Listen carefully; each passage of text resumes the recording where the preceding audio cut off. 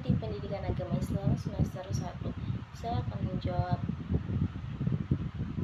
soal UAS filsafat. Yang pertama, filsafat termasuk dalam berpikir, namun tidak semua orang yang berpikir itu mesti berfilsafat. Dan bisa dipastikan bahwa semua orang yang berfilsafat itu pasti berpikir. Coba Anda jelaskan.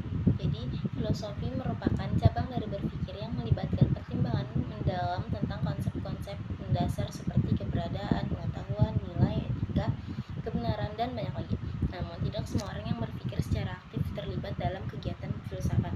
Berpikir sendiri bisa terjadi dalam berbagai konteks dan tingkat kompleksitas yang mungkin tidak selalu mencakup pertimbangan filosofis. Seorang bisa berpikir saat mereka memecahkan masalah sehari-hari, membuat keputusan, atau halnya merenungkan hal-hal yang terjadi di sekitar mereka. Ini merupakan proses kognitif yang umum terjadi dalam kehidupan sehari-hari. Namun, ketika seseorang memasuki ranah filsafat, mereka mulai melakukan pertimbangan yang lebih mendalam dan seringkali abstrak tentang sifat eksistensial, pengetahuan, dan kenyataan. Dengan demikian, tidak semua orang yang berpikir secara aktif akan terlibat dalam filsafat. Seseorang mungkin memiliki pikiran yang tajam dan analitis, namun tidak tertarik untuk menyelami konsep-konsep filosofis. Di sisi lain, orang yang terlibat dalam filsafat dapat memiliki beragam latar belakang dan tingkat kemampuan berpikir. Keterlibatan mereka dalam filsafat lebih merupakan pilihan dan minat pribadi dalam menjelajah pertanyaan-pertanyaan yang sangat mendasar tentang kehidupan dan kebenaran. Jadi, walaupun semua orang yang berfilsafat pasti melakukan kegiatan berpikir, tidak semua orang yang berpikir secara aktif akan terlibat dalam filsafat. Filsafat membutuhkan tingkat refleksi dan analisis yang mendalam untuk menyelami pertanyaan-pertanyaan kritis tentang realitas, pengetahuan, dan nilai-nilai. Sementara berpikir dalam kehidupan sehari-hari dapat mencakup respon instan terhadap situasi yang dihadapi tanpa melibatkan pertimbangan filosofis yang mendalam. Jadi, pertanyaan nomor 2, jelaskan proses dalam filsafat. Dongeng dan tahayyul dapat melahirkan ilmu pendidikan. Proses dalam berfilsafat tentang dongeng dan tahayyul melibatkan pemikiran kritis dan analisis mendalam terhadap karakteristik dan fungsi dari kedua konsep tersebut. Dongeng dan tahayyul bisa menjadi sumber pemahaman mendalam tentang psikologi manusia, moralitas, dan kehidupan sosial, yang pada akhirnya dapat membantu melahirkan ilmu pengetahuan. Dongeng adalah cerita-cerita fiksi yang seringkali berfungsi sebagai sarana untuk menyampaikan nilai-nilai moral, memahami psikologi manusia, dan membentuk identitas budaya. Dalam proses berfilsafat tentang dongeng, filosof akan mempertimbangkan berbagai elemen di dalamnya, seperti karakter tokoh, plot cerita, konflik, dan pesan moral. Dengan melakukan analisis mendalam terhadap cerita-cerita ini, filosof dapat memperoleh pemahaman yang lebih dalam nilai-nilai yang terkandung di dalamnya. Sementara itu, tahayyul merujuk kepada kepercayaan atau mitos yang berkaitan dengan hal-hal gaib atau supernatural. Proses berfilsafat tentang tahayyul melibatkan kajian terhadap asal-usul kepercayaan tersebut, dampaknya pada masyarakat, dan relevansinya dalam konteks budaya dan sejarah. Dengan demikian, filosof dapat menggali pemahaman yang lebih mendalam tentang bagaimana kepercayaan ini memengaruhi pola pikir dan perilaku manusia, serta bagaimana hal-hal tersebut berkembang dalam masyarakat. Melalui proses berfilsafat tentang dongeng dan tahayyul, pembelajaran akan terdorong untuk melihat di balik kisah-kisah tersebut dan mempertanyakan asumsi-asumsi yang mendasarinya. Dengan cara ini, mereka dapat melihat bagaimana konsep-konsep ini terhubung dengan kehidupan nyata, dan bagaimana pemahaman terhadap konsep-konsep tersebut dapat mempengaruhi cara pandang manusia terhadap dunia. Dari segi ilmiah, proses ini dapat melahirkan ilmu pengetahuan dengan cara menginspirasi penelitian dalam berbagai disiplin ilmu. Misalnya, dari cerita-cerita dongeng, seorang dapat belajar tentang psikologi manusia, dinamika sosial, dan bahkan ilmu linguistik. Begitu pula dengan tahayul. Kajian tentang kepercayaan supernatural dapat menginspirasi penelitian dalam antropologi, sosiologi, dan ilmu kebudayaan lainnya. Selain itu, proses berfilsafat tentang dongeng dan tahayul juga dapat menciptakan kesadaran tentang keberagaman budaya dan keyakinan di dalam masyarakat. Ini dapat menciptakan ruang bagi dialog antar budaya yang memungkinkan pertukaran pengetahuan dan pengalaman yang dapat menghasilkan wawasan baru. Keindahan alam semesta di malam hari menimbulkan keingintahuan manusia untuk mencari kebenaran. Jadi, keindahan alam yang besar terutama ketika malam hari. Hal tersebut membuat keingintahuan orang-orang bangsa Yunani untuk mengetahui rahasia keindahan alam tersebut. Keingintahuan akan rahasia alam tersebut akhirnya menimbulkan filsafat juga. Sedangkan menurut Berling dalam Ahmad Tafsir, filsafat dimulai oleh orang Yunani karena rasa takjub mereka akan keindahan alam ini membuat mereka ingin mengetahui rahasia-rahasia alam ini. Plato misalnya mengatakan bahwa filsafat itu dimulai dari ketakjuban. Lantas sikap heran atau takjub itu menimbulkan pertanyaan atau melahirkan sikap bertanya. Dan pertanyaan itu akan dipertanyakan kembali karena ia selalu sangsi atas kebenaran yang ditemukannya itu. Sangsian itu lalu mulai menimbulkan sifat kritis, maka saat itu filsafat mulai muncul. Angan-angan melahirkan filsafat menurut aliran idealisme yang dikemukakan Plato. Cita-cita adalah gambaran asli yang semata-mata bersifat rohani, dan jiwa terletak di antara gambaran asli dengan bayangan dunia yang ditangkap oleh panca indera. Dari pertemuan jiwa antara cita-cita melahirkan suatu angan-angan, yaitu dunia ide. Aliran ini memandang serta menganggap bahwa yang nyata hanyalah gagasan. Sebagai contoh cita-cita, yaitu cita-cita Bapak Joni untuk menjadi guru. Menjadi guru merupakan panggilan dari hati nurani, dan saat ini telah tercapai apa yang dicita-citakan. Aliran filsafat idealisme realistis mengemukakan bahwa yang berhasil adalah orang yang mempunyai mimpi dan kreatif. Jalan untuk membentuk menjadi masyarakat stabil adalah menentukan kedudukan yang pasti bagi setiap orang menuntut kapasitas masing-masing dalam masyarakat. Misalnya, seorang sewaktu menjadi pejabat merupakan pejabat yang sangat idealis, sehingga setelah tidak menjabat pun tetap idealis. Filsafat pendidikan yang terakhir adalah premialisme yang didukung oleh idealisme. Aliran pekerjaan spiritual berupa angan-angan untuk mewujudkan cita-cita yang arealnya merupakan lapangan metafisis di luar alam yang nyata, dengan arti target untuk mewujudkan suatu visi yang jangkauannya lebih jauh, yaitu intuisi dengan melihat kenyataan bukan sebagai material yang dapat dikenal, melainkan dunia daya hidup yang kreatif. Orang tua mempunyai kewajiban untuk mendukung dan mengarahkan cita-cita anak. Sejarah konsep dalam berpikir filsafat mengalami perubahan. Coba Anda jelaskan periodisasi filsafat Yunani beserta tokoh dan pemikirannya. Jadi, pengertian tentang konsep dalam berpikir filsafat telah mengalami evolusi yang signifikan sepanjang sejarah. Dalam sejarah filsafat, konsep berpikir telah berkembang dari pandangan-pandangan klasik hingga perspektif modern.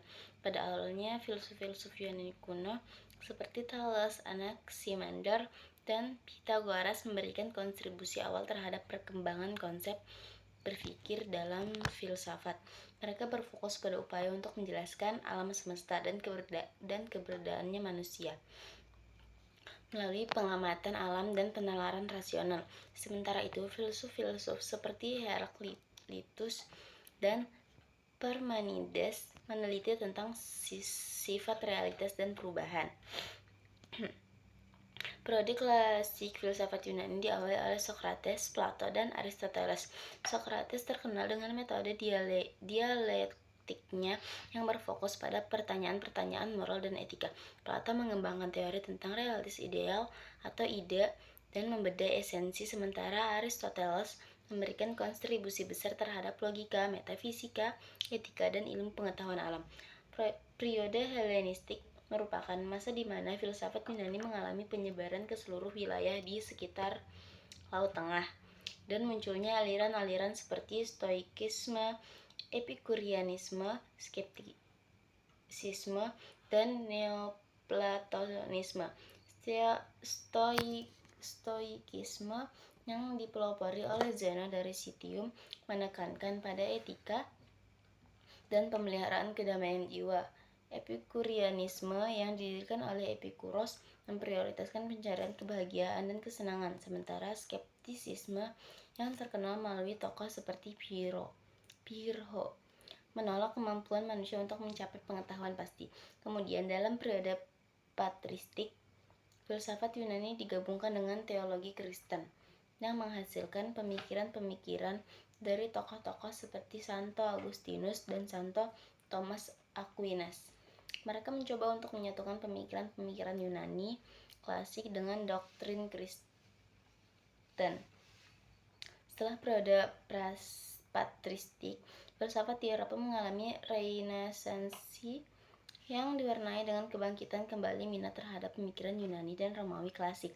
Tokoh-tokoh seperti Niccolo Machiavelli, René Descartes, dan Francis Bacon memperkenalkan gagasan-gagasan baru tentang ilmu pengetahuan politik dan metode penalaran. Selanjutnya, sebutkan dan jelaskan filosof-filosof besar Islam. Yang pertama, Al-Kindi. Pengertian filsafat Islam yang berperan dalam perkembangan filsafat Islam ialah Al-Kindi, atau yang mempunyai nama Abu Yusuf Yaqub bin Ishaq bin Asyabah bin Imran bin Ismail bin Al-Ash'ats bin Qiyas Al-Kindi. Al-Kindi salah satu sosok muslim yang pula seorang filosofis Islam yang memiliki gagasan brilian. Dia pula orang pertama yang memperkenalkan filsafat Islam, di mana filsafat Islam itu sendiri sebenarnya tidak sinkron menggunakan ilmu filsafat. Dengan istilah lain, filsafat Islam serta ilmu filsafat dua hal yang saling bertentangan namun saling beriringan. Pengertian filsafat Islam yang disampaikan Al-Kindi diakui oleh bangsa Barat. Tidak hanya definisi Al-Kindi, tapi sosoknya sendiri pun pula diakui menjadi seorang filsuf. Tentu saja banyak karya yang dilahirkan sang Al-Kindi, diantaranya perihal aritmatika dan musik. Kedua, Al-Farabi. Al-Farabi merupakan seorang filsuf muslim. Dialah orang yang menggaungkan sirkulasi falsafah al-taufikiyah, di mana filsafat ini dikembangkan asal tokoh sebelumnya, yaitu asal filsuf Yunani mirip Plotinus, Plato, dan Aristoteles. Al-Farabi atau yang memiliki nama Abu Nasir Muhammad bin Al-Faraq Al-Farabi mengartikan bahwa filsafat Islam memiliki tujuan. Jadi pengertian filsafat Islam intinya bisa dilihat berasal hakikat filsafat itu sendiri, di mana tujuan utamanya merupakan mencari kebenaran asal sesuatu. Yang ketiga, Ibnu Rushd, tokoh filsuf Islam yang tidak kalah dikenal artinya Ibnu Rushd. Ibnu Rushd merupakan tokoh ilmuwan yang cukup dikenal memiliki pemikiran yang rasionalis. Tentu saja lumrah bila demikian karena butuh pemikiran kritis, bukan pada melakukan proses berpikir. Ibnu Rushd atau yang bernama lengkap Abu Walid Muhammad bin Rushd ini pula dikenal menjadi ilmuwan muslim yang dikenal sebagai orang yang rasionalis. Pengertian filsafat Islam tak hanya berpikir seenaknya, tetapi dia pula sangat menjunjung tinggi logika dalam melakukan proses berpikir. Bagaimanapun juga, logika pikiran bekerja berdasarkan maj'ani kulliyah, di mana pada pengertian awam pada dalamnya meliputi hal-hal krusial yang bersifat juz'iyah atau partial. Selanjutnya, Ibnu Sina. Beliau ialah sosok ilmuwan yang memiliki latar belakang di bidang kedokteran. Meskipun demikian, ternyata beliau sosok filsuf muslim yang juga populer. Pengertian filsafat Islam menurutnya bahwa nalar insan itu berasal oleh pencipta. Beliau pun sangat religius dalam mendefinisikan pengertian filsafat Islam. Hal ini terlihat asal pendapatannya yang rendah hati, yang menyatakan bahwa seluruh ilmu yang terdapat dan dimiliki manusia pun juga asalnya yang kuasa, di mana logika serta eksistensi sebenarnya berada di luar logika. Nah, sampai sini sempurna terdapat yang mikir. Maksudnya gimana?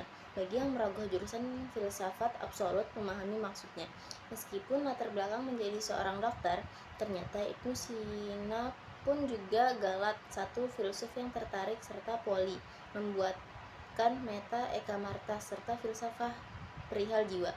Tentu saja ulasannya tidak bisa sembarang kita pelajari. Dan yang terakhir Al-Ghazali.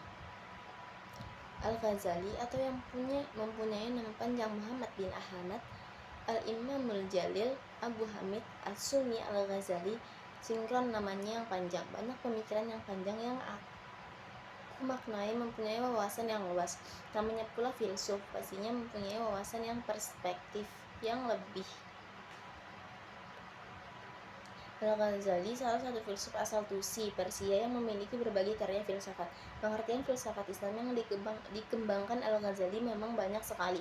Galat satunya pendapatnya wacana ilmu pengetahuan sebenarnya tidak dapat ditangankan menggunakan panca indera insan. Itu sebabnya dia pun lebih mempercayai logika daripada panca indera. Menjadi filsuf yang memiliki latar belakang menjadi pengajar akbar pada Nizamiyah Baghdad, sudah menelurkan karya-karya seperti buku Ihya Ulumuddin, Al-Muhkits min Ad-Dalal, serta Tahafut Al-Falasifah, di mana kitab buku ini pun isinya luar biasa. Jadi selanjutnya pentingnya ilmu berdasarkan Al-Quran.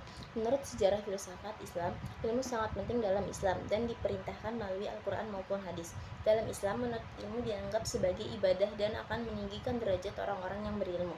Dalam Al-Quran, Allah berfirman bahwa orang-orang yang beriman dan diberi ilmu pengetahuan akan ditinggikan beberapa derajat. Selain itu, menuntut ilmu juga dianggap sebagai fardu ain atau kewajiban bagi setiap muslim.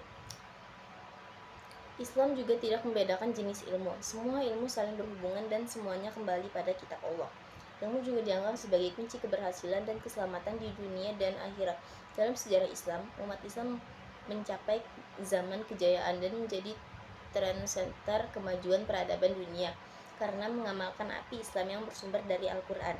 Oleh karena itu, menuntut ilmu dan mengembangkan ilmu pengetahuan sangat penting dalam Islam dan dianggap sebagai bagian dari ibadah.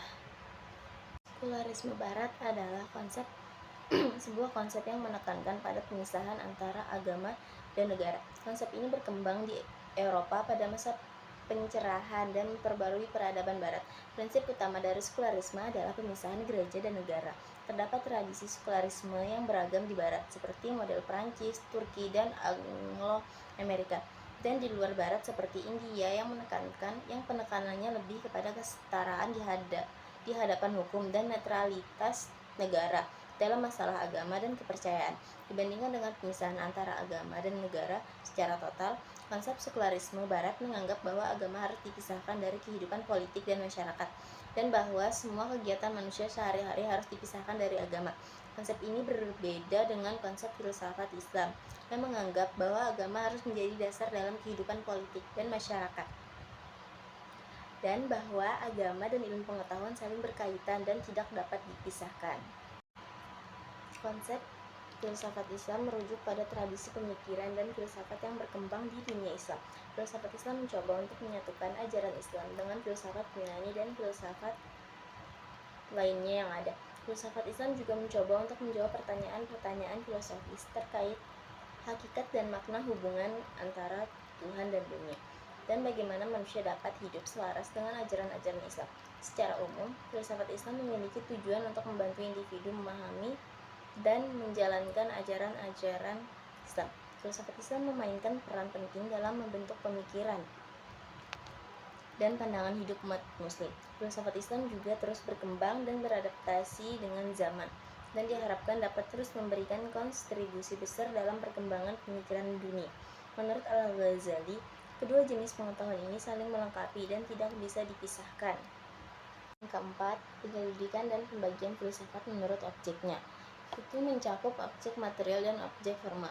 Objek material adalah segala sesuatu yang ada atau yang dijadikan sasaran penyelidikan, seperti realitas baik yang material maupun yang gaib. Sedangkan objek formal adalah objek material yang ditinjau dari berbagai sudut pandang, sehingga dapat ditarik benang merah dari perkembangan sejarah pemikiran kefilsafatan. Objek kajian filsafat dalam tema besar adalah Tuhan, alam, manusia, dan kebudayaan. Tema besar itu hendaknya dapat dijabarkan lebih spesifik sesuai dengan perkembangan zaman. Filsafat ilmu memiliki tujuan sebagai berikut: berpikir kritis, berpikir objektif, berpikir sistematis, dan menyeluruh. Ciri-ciri filsafat adalah pemikiran yang luas, mendasar, dan spekulatif. Dan yang terakhir, peran filsafat dalam membentuk kerangka berpikir. Sebelum seseorang individu melakukan suatu tindakan, terdiri dari beberapa aspek, seperti membantu dalam mengambil keputusan, mengurangi kesalahpahaman dan konflik, serta menjadi dasar untuk menghadapi perubahan dalam dunia yang selalu berubah. Berikut adalah beberapa peran filsafat dalam membentuk karakter. Yang pertama, pemikiran kritis. Filsafat membantu individu berpikir kritis dan mengevaluasi informasi yang diperoleh dari berbagai sumber. Yang kedua, pengambilan keputusan. Filsafat membantu individu dalam mengambil keputusan yang bijaksana dan terinformat dengan mempertimbangkan berbagai faktor dan perspektif. Yang ketiga, mengurangi kesalahpahaman dan konflik. Filsafat dapat membantu mengurangi kesalahpahaman dan konflik yang mungkin terjadi dalam suatu situasi dengan menyediakan kerangka berpikir yang solid. Yang keempat, menghadapi perubahan. Filsafat menjadi dasar untuk menghadapi perubahan dalam dunia yang selalu berubah dengan memahami perbedaan dan mengembangkan solusi yang sesuai. Yang kelima, pendidikan. Filsafat mempengaruhi pendidikan dan membantu individu mengembangkan keterampilan dan sikap pemikiran yang diperlukan untuk memahami tantangan dalam kehidupan. Yang dalam menjawab pertanyaan tentang peran filsafat dalam membentuk kerangka berpikir, kita perlu menekankan bahwa filsafat bukanlah hanya dikatakan teoritis, tetapi juga berfungsi sebagai praktis dalam kehidupan sehari-hari. Dengan memahami dan menerapkan filsafat dalam kehidupan individu dapat mengembangkan kerangka berpikir yang lebih baik dan membuat keputusan yang lebih bijaksana.